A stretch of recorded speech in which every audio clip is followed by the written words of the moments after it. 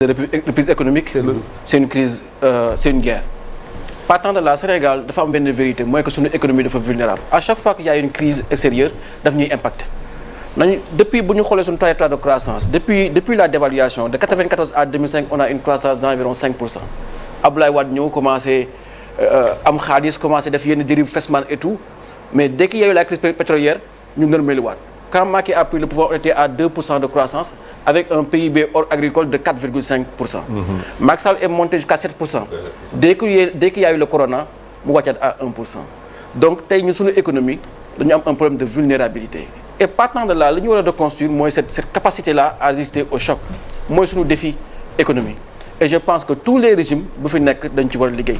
Et liggéey si sur deux plans bi ci njëkk mooy vitaliser nos territoires.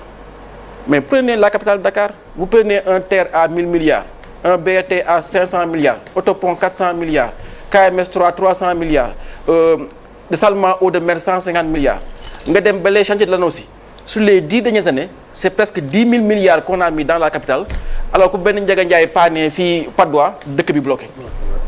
Mais qu'est-ce qu'on a fait de manière analogue dans les régions du Sénégal? Au contraire, nos territoires sont abandonnés et laissés à eux-mêmes.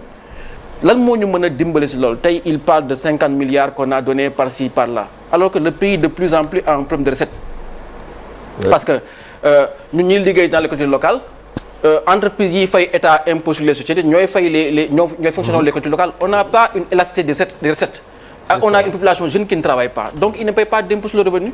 D'ailleurs le service des impôts a un programme de modernisation xawma à moyen long terme ils veulent faire monter la pression fiscale chaque année d'un point.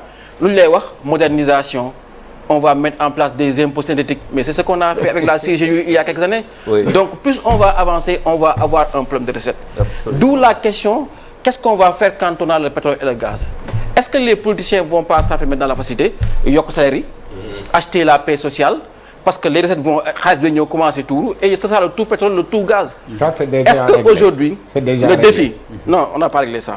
Si. On attend environ 300 milliards jusqu'à 500 milliards de recettes budgétaires sur le pétrole et sur le gaz.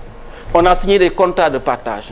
Aujourd'hui est-ce qu'à un moment on nous a parlé de pétrochimie ou de transformation industrielle tey boo commencé exploiter pétrole boo defee sa industrie pétrochimie mais ça impacte la culture sous serre les bâches là c'est la pétrochimie. La tuyauterie tout ça pour faire du goutte à goutte c'est la pétrochimie.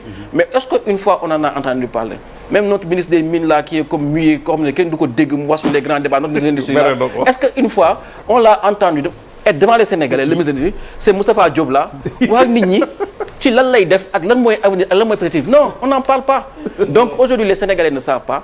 Et le risque qu'on court c'est que autant chaque fois ñuy avancer on a de moins en moins de recettes de moins en moins de possibilités de prélever sur les Sénégalais. Au même moment les entreprises étrangères ñu ngi ñëw di yokk di ñëw imposer seen plus-value di taxer les Sénégalais deux fois parce que eux ils ont des recettes tarifaires. Moi je consomme chaque mois 10 000 15 000 20 000 de connexion Orange. Ils se font des recettes et à côté ils nous prennent nos impôts c'est-à-dire ñun ñooy fay on enrichit les entreprises étrangères et en même temps l'État aussi nous pique ce qu'on a. Kan mooy dee le Sénégalais lambda pendant ce temps-là suñu ay école baaxul suñu université baaxul mais qu'est-ce qu'il faut faire?